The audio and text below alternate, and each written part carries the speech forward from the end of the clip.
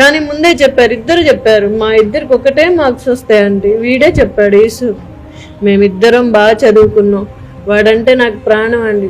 వీడన్నా కొంచెం అటు ఇటుగా ఉంటాడు, యేసుకి వాడంటే చాలా ప్రాణం. ఎంత ప్రాణం అంటే నేను లేకపోయినా వాడితో బతికేస్తాడు. అట్లా బతికినాడు. ఇద్దరు ఒకటే మార్క్స్. నేను అది బతికిని ఆడుకున్నా, వాడి పక్కనే పెట్టండి అయ్యా, మీకు దండం పెడతాను, వాడి పక్కనే పెట్టండి.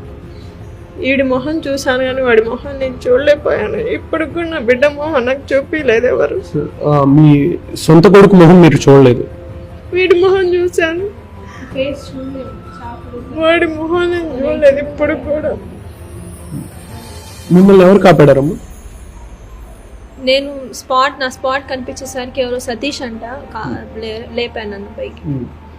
సో మీరు అలా బయటకు వచ్చేసారు. మీరు సోహల్కి ఏమవుతారండి?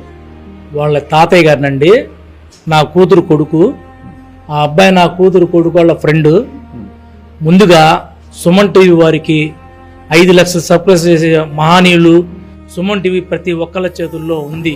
వాళ్ళందరికీ ఒక మెసేజ్ పాస్ చేయాలనే మాకు ఆలోచనతో సుమన్ టీవీ వారి ద్వారా మేము ఈ ప్రేక్షకులకి చెప్పాల్సింది ఒకటేనండి, ప్రేమ అనురాగాలతో పెంచుతాం చిన్నప్పటి నుంచి. ఆ ప్రేమ అనురాగాలు ఎక్కువైతే ప్రేమతో సెలవులు వచ్చినప్పుడు బళ్ళు అడుగుతుంటారు, ఆ బళ్ళు ఇవ్వకుండా తర్వాత ఈతకి వెళ్తామమ్మా, సముద్రంకి వెళ్తామని తల్లిదండ్రుల్ని పీడిస్తూ ప్రతి ఒక్కళ్ళు కూడా పిల్లలు వాళ్ళ ఆలోచనల ద్వారా ప్రతి కుంటల కాడికి, సముద్రాల కాడికి, కాలువల కాడికి వెళ్లకుండా ఉండాలనేది మా ఆలోచన. ఈ టీవీ ద్వారా మీకు చెప్పాలని మాకు ఒక సంకల్పం.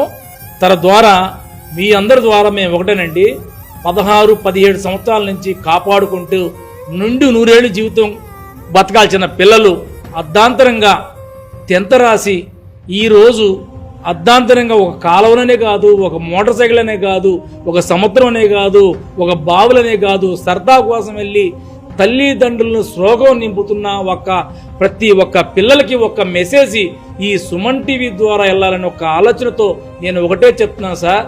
ఈరోజు మా దాకా వస్తే మాకు తెలిసింది ఆ బాధ ఏందో.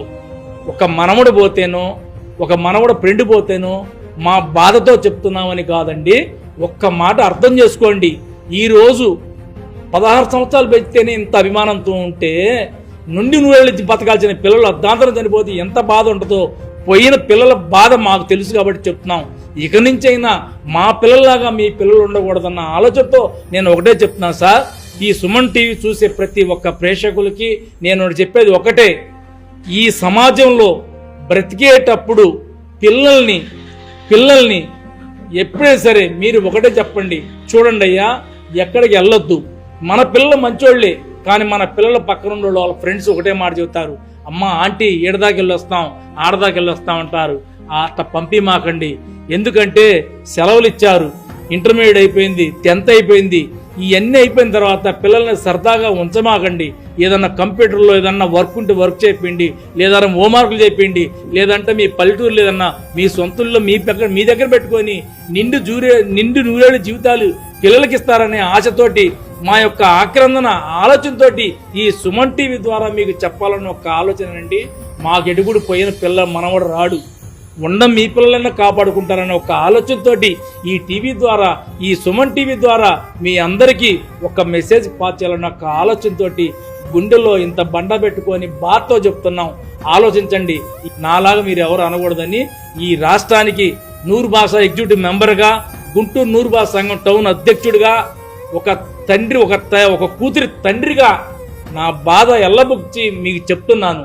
ఈ సుమన్ టీవీ ద్వారా ప్రతి ఒక్క ప్రేక్షకులు ఆలోచించి ఇప్పుడైనా పిల్లల్ని ఎక్కడ పంపిమాకండి, బళ్ళు మాకండి, సముద్రాలకు పంపిమాకండి, కాలాలు పంపిమాకండి. చూసారు కదా, ఇది